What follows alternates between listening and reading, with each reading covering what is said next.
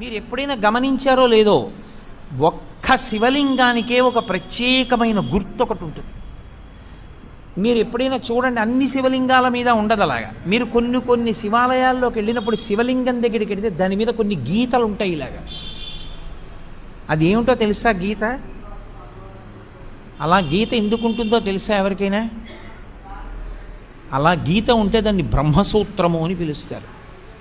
అలా గీత ఉంది అంటే నీ అదృష్టం పండి నువ్వు అక్కడికి వెళ్ళావని గుర్తు.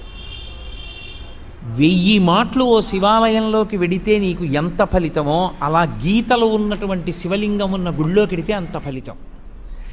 విశేషమైన ఆరాధనీయమో అని గుర్తు. అలాంటి శివలింగం ఉన్న గుడిలోకి వెడితే తప్పకుండా మీరు మీ ద్రవ్యాన్నో, మీ బలాన్నో, మీ సంపత్తినో, మీ పాటనో, మీ పద్యాన్నో, మీ కష్టాన్నో అక్కడ వినియోగించాలి. శివలింగం మీద